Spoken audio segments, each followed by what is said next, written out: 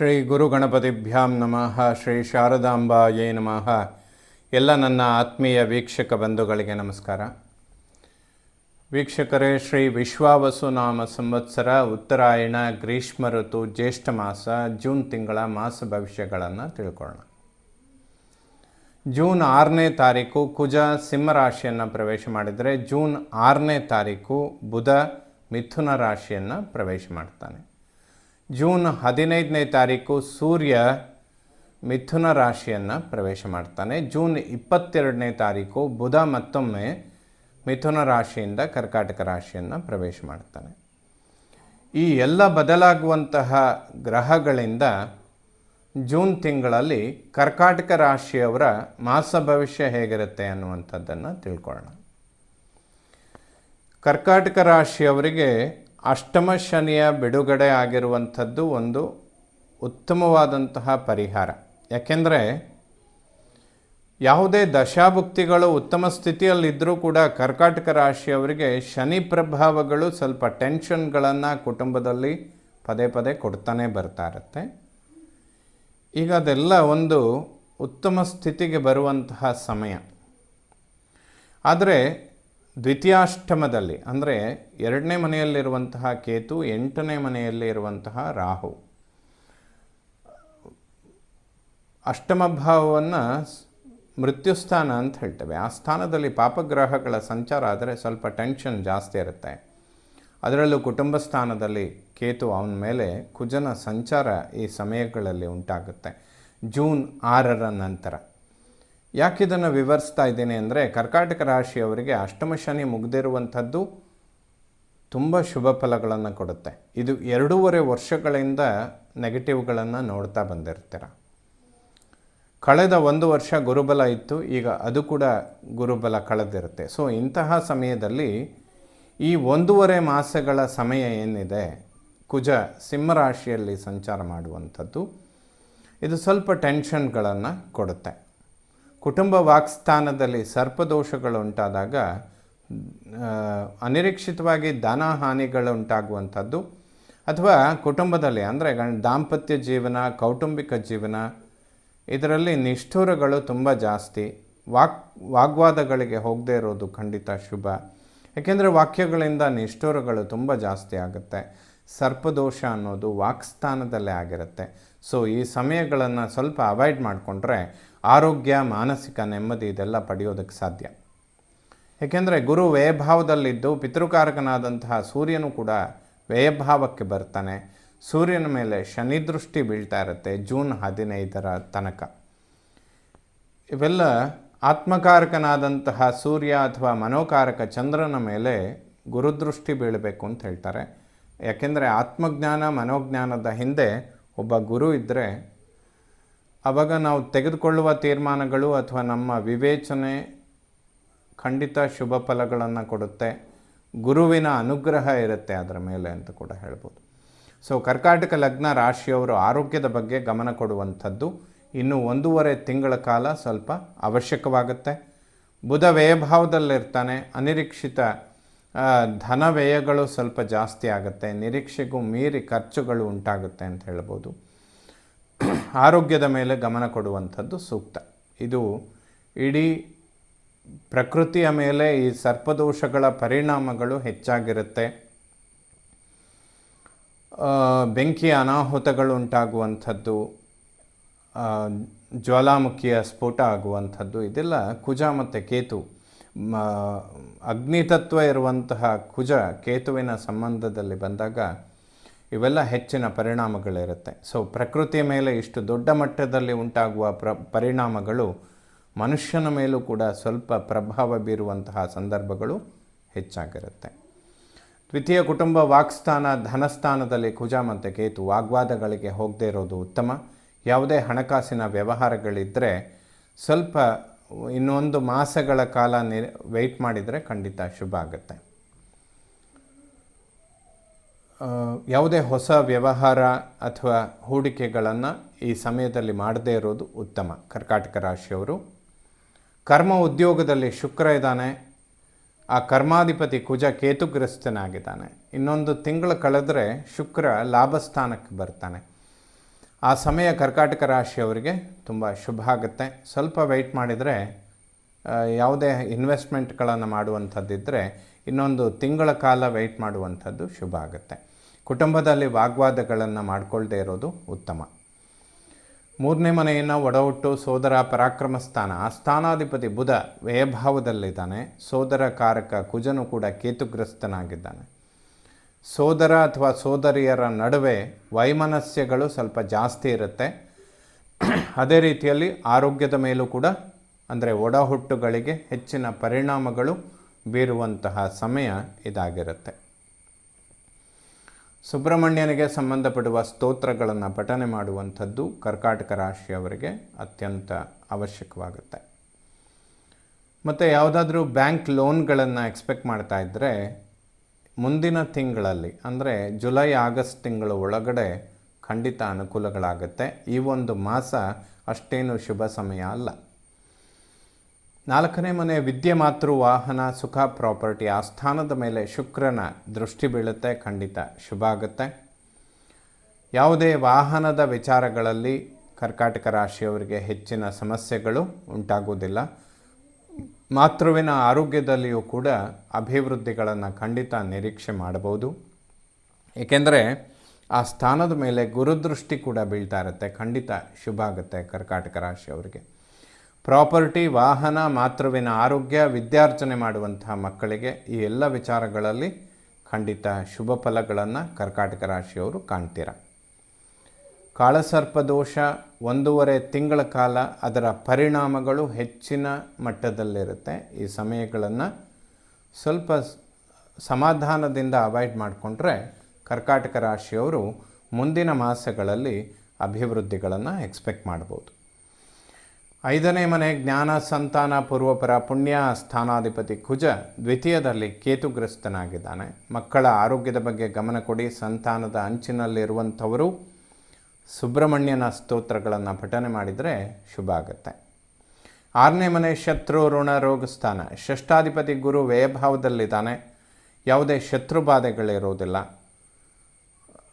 ಸ್ನೇಹಿತರು ಒಬ್ಬರಿಂದ ಒಬ್ಬರಿಗೆ ಖಂಡಿತ ಅನುಕೂಲಗಳು ಉಂಟಾಗುತ್ತೆ, ಅಭಿವೃದ್ಧಿಗಳಾಗುತ್ತೆ, ಯಾವುದೇ ಸಮಸ್ಯೆಗಳು ಬರೋದಿಲ್ಲ. 7ನೇ ಮನೆಯನ್ನು ಮಾಂಗಲ್ಯ, ವಿವಾಹ, ದಾಂಪತ್ಯ ಅಂತ ಹೇಳ್ತೇವೆ. ಸಪ್ತಮ ಭಾವದ ಮೇಲೆ ಕಳೆದ 5-6 ತಿಂಗಳಿಂದ ಕುಜನ ದೃಷ್ಟಿ ಅನ್ನುವಂಥದ್ದು ಬೀಳ್ತಾ ಇತ್ತು. ಇದು ದಾಂಪತ್ಯ ಜೀವನದಲ್ಲಿ ಗಂಡ ಹೆಂಡತಿಯ ನಡುವೆ ಸ್ವಲ್ಪ ಆರೋಗ್ಯದ ಸಮಸ್ಯೆಗಳನ್ನು ಹೆಚ್ಚಾಗಿ ಉದ್ಭವಿಸೋದಕ್ಕೆ ಕಾರಣ ಆಗಿರುತ್ತೆ. ಬಟ್ ಅದೆಲ್ಲ ಜೂನ್ 6ರ ನಂತರ ದಂಪತಿಗಳ ನಡುವೆ ಆರೋಗ್ಯದಲ್ಲಿ ಅಭಿವೃದ್ಧಿಗಳನ್ನು ಖಂಡಿತವಾಗ್ಲೂ ಎಕ್ಸ್ಪೆಕ್ಟ್ ಮಾಡ್ಬೋದು. ಗುರು ವ್ಯಯಭಾವದಲ್ಲಿರೋದ್ರಿಂದ ಕರ್ಕಾಟಕ ರಾಶಿಯವರಿಗೆ ವಿವಾಹಕ್ಕೆ ಇದು ಅಷ್ಟೇನು ಶುಭ ಸಮಯ ಅಲ್ಲ. ಗುರುಬಲ ಬರುವ ತನಕ ವಿವಾಹ ಇಂತಹ ಶುಭ ಕಾರ್ಯಗಳನ್ನು ಮುಂದೂಡುವಂಥದ್ದು ಸೂಕ್ತ ಕರ್ಕಾಟಕ ರಾಶಿಯವರಿಗೆ. ಅಷ್ಟಮವನ್ನು ಮೃತ್ಯುಸ್ಥಾನ, ಗೌಪ್ಯ, ರಂಧ್ರಸ್ಥಾನ, ಅಷ್ಟಮಾಧಿಪತಿ ಶನಿ ಭಾಗ್ಯದಲ್ಲಿದ್ದಾನೆ. ಭಾಗ್ಯಾಧಿಪತಿ ಗುರು ವ್ಯಯಭಾವದಲ್ಲಿದ್ದಾನೆ. ಹಾಗಾಗಿ ಸ್ವಲ್ಪ ಟೆನ್ಷನ್ಗಳನ್ನು ಕೊಡ್ತಾನೆ ಬರ್ತಾನೆ. ಅಷ್ಟಮದಲ್ಲಿ ರಾಹುವಿನ ಸಂಚಾರ, ಅದರಲ್ಲೂ ಕೂಡ ಜೂನ್ 6ರಿಂದ 1.5 ತಿಂಗಳ ಕಾಲ ಕುಜನ ದೃಷ್ಟಿ ಅನ್ನುವಂಥದ್ದು ರಾಹುವಿನ ಮೇಲೆ ಬೀಳ್ತಾ ಇರುತ್ತೆ. ಕರ್ಕಾಟಕ ರಾಶಿಯವರಿಗೆ ಸಣ್ಣ ಪುಟ್ಟ ಏನಾದರೂ ಏಟುಗಳಾಗುವಂಥದ್ದು, ಗಾಯಗಳಾಗುವಂಥದ್ದು ಅಥವಾ ಸಣ್ಣ ಪುಟ್ಟ ಸರ್ಜರಿಗಳಿಗೆ ಇದು ಕಾರಣ ಆಗುತ್ತೆ ಅಂತ ಹೇಳುತ್ತೆ. ಇದಕ್ಕೆ ಪರಿಹಾರವಾಗಿ ಸುಬ್ರಹ್ಮಣ್ಯನ ಸ್ತೋತ್ರಗಳನ್ನು ಪಠನೆ ಮಾಡಿ, ಸುಬ್ರಹ್ಮಣ್ಯನಿಗೆ ಪವಮಾನ ಅಭಿಷೇಕ ಅನ್ನುವಂಥದ್ದು ಅತ್ಯಂತ ಉತ್ತಮವಾದಂತಹ ಒಂದು ರೆಮಿಡಿ ಅಂತ ಹೇಳ್ಬೋದು. ಈ ಒಂದು ಪರಿಹಾರ ಕರ್ಕಾಟಕ ರಾಶಿಯವರಿಗೆ ಇನ್ನೂ 1.5 ವರ್ಷಗಳ ಕಾಲ ಅವಶ್ಯಕವಾಗಿರುತ್ತೆ. ಹಾಗಾದರೆ ಪ್ರತಿದಿನ ಮಾಡುವಂಥದ್ದಲ್ಲ, ಎಲ್ಲಾದರೂ 2-3 ತಿಂಗಳಿಗೊಮ್ಮೆ ಸುಬ್ರಹ್ಮಣ್ಯನಿಗೆ ಪವಮಾನ ಅಭಿಷೇಕ ಅನ್ನುವಂಥದ್ದನ್ನು ಮಾಡಿದರೆ ಕರ್ಕಾಟಕ ರಾಶಿಯವರಿಗೆ ಅಷ್ಟಮ ಶನಿ ಕಳೆದರೂ ಕೂಡ ಅಷ್ಟಮಕ್ಕೆ ರಾಹು ಬರ್ತಾನೆ. ಸೊ ಒಂದಲ್ಲ ಒಂದು ರೀತಿಯಲ್ಲಿ ಟೆನ್ಷನ್ ಅನ್ನೋದು ಮಾನಸಿಕವಾಗಿ, ಕೌಟುಂಬಿಕವಾಗಿ ಅಥವಾ ಹಣಕಾಸಿನ ವಿಚಾರದಲ್ಲಿ ಅಥವಾ ಆರೋಗ್ಯದ ವಿಚಾರದಲ್ಲಿ ಇದು ಸಂಬಂಧಪಡ್ತಾನೇ ಬಂದಿರುತ್ತೆ.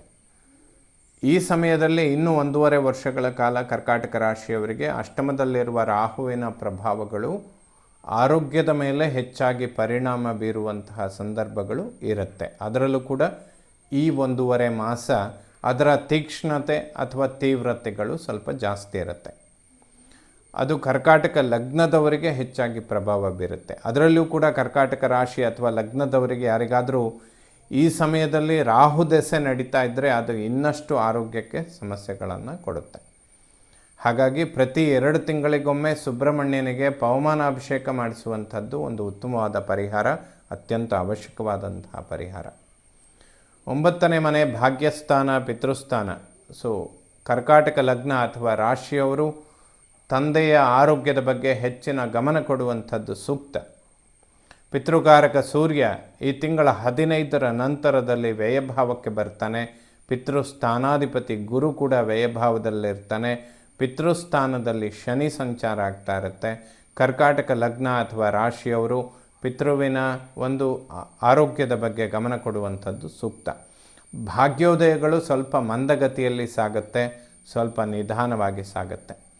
ಯಾವುದಾದ್ರೂ ರಾಂಗ್ ಡೈರೆಕ್ಷನ್ನಲ್ಲಿ ಇನ್ವೆಸ್ಟ್ಮೆಂಟ್ಗಳನ್ನು ಮಾಡಿದರೆ ಅದು ಸ್ಟ್ರಕ್ ಆಗುತ್ತೆ, ಅದನ್ನು ಹೊರಗೆ ತರೋದು ತುಂಬ ಕಷ್ಟ ಆಗುತ್ತೆ. ಕರ್ಕಾಟಕ ರಾಶಿಯವರು ಈ ಮಾಸ ಭವಿಷ್ಯಗಳನ್ನು ವಿಮರ್ಶೆ ಮಾಡ್ಕೊಳ್ತಾ ಮಾಡಿದರೆ ಹೂಡಿಕೆಗಳನ್ನು ಖಂಡಿತ ಶುಭ. 10ನೇ ಮನೆ ಕರ್ಮ ಉದ್ಯೋಗ. ಆ ಕ್ಷೇತ್ರದಲ್ಲಿ ಶುಕ್ರನ ಸಂಚಾರ, ಧನಕಾರಕ ಶುಕ್ರ ಕರ್ಮ ಉದ್ಯೋಗದಲ್ಲಿದ್ದಾನೆ. ಧನಾಗಮನಗಳನ್ನು ನಿರೀಕ್ಷೆ ಮಾಡೋದಕ್ಕೆ ಸಾಧ್ಯ. 1-1.5 ತಿಂಗಳ ನಂತರದಲ್ಲಿ ಇನ್ನೂ ಹೆಚ್ಚಿನ ಅಭಿವೃದ್ಧಿಗಳನ್ನು ಕರ್ಕಾಟಕ ರಾಶಿಯವರು ಕಾಣೋದಕ್ಕೆ ಸಾಧ್ಯ. ಈ ಸಮಯದಲ್ಲಿ ಯಾವುದೇ ಉದ್ಯೋಗದ ಪರಿವರ್ತನೆಗಳನ್ನು ಮಾಡಿಕೊಳ್ಳದೆ ಇರೋದು ಉತ್ತಮ. ಇರುವಂತಹ ಉದ್ಯೋಗದಲ್ಲೇ ಅಭಿವೃದ್ಧಿಗಳನ್ನು ಎಕ್ಸ್ಪೆಕ್ಟ್ ಮಾಡಿದರೆ ಖಂಡಿತ ಮುಂದಿನ ದಿನಗಳಲ್ಲಿ ಸಕ್ಸಸ್ಸನ್ನು ಕೊಡುತ್ತೆ. ಏಕಾದಶ ಲಾಭಸ್ಥಾನ, ಲಾಭದಲ್ಲಿ ಸೂರ್ಯನ ಸಂಚಾರ ಆಗ್ತಾ ಇರುತ್ತೆ. ಧನಸ್ಥಾನಾಧಿಪತಿ ಸೂರ್ಯ ಲಾಭದಲ್ಲಿದ್ದಾನೆ, ಅವನ ಮೇಲೆ ಶನಿ ದೃಷ್ಟಿ ಬೀಳ್ತಾ ಇರುತ್ತೆ.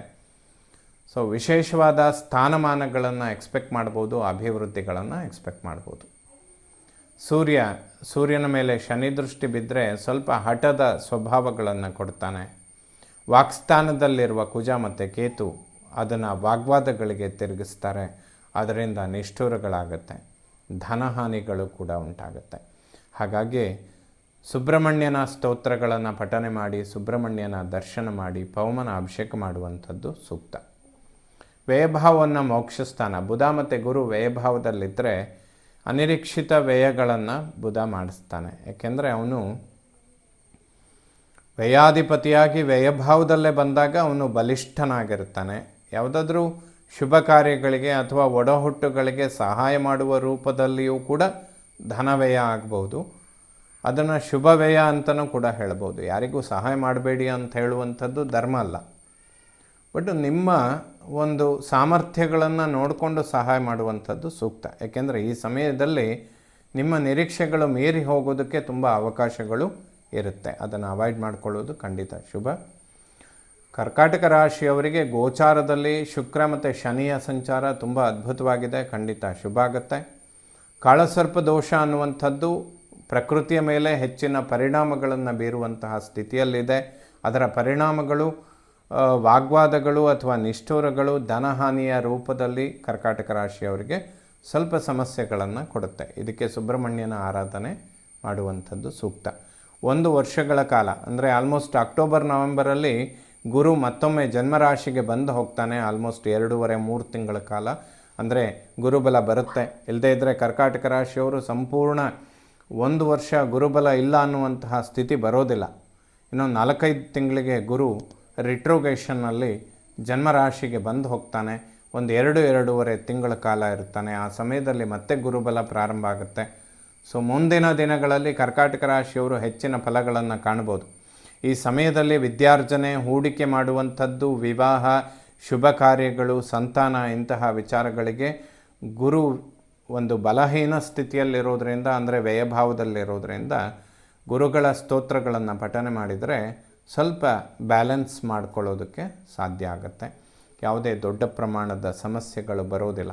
ಇಲ್ಲದೇ ಇದ್ದರೆ ಅಷ್ಟಮದಲ್ಲಿರುವಂತಹ ರಾಹು ಅಥವಾ ರಾಹು ದೆಸೆನೇ ನಡೀತಾ ಇರುವಂಥವರಿಗೆ ಸ್ವಲ್ಪ ಆರೋಗ್ಯದ ಬಗ್ಗೆ ಗಮನ ಕೊಟ್ಟರೆ ಉತ್ತಮ ಆಗುತ್ತೆ. ಎಲ್ಲ ನವಗ್ರಹಗಳು ಕೂಡ ಕರ್ಕಾಟಕ ರಾಶಿಯವರಿಗೆ ಶುಭ ಫಲಗಳನ್ನೇ ಕೊಡುವಂಥವರಾಗಲಿ. ಶ್ರೀ ಶಾರದಾ ಪರಮೇಶ್ವರಿಯ ಸಂಪೂರ್ಣ ಅನುಗ್ರಹ ಎಲ್ಲ ನನ್ನ ವೀಕ್ಷಕ ಬಂಧುಗಳ ಮೇಲಿರಲಿ. ಶುಭವಾಗಲಿ ವೀಕ್ಷಕರು.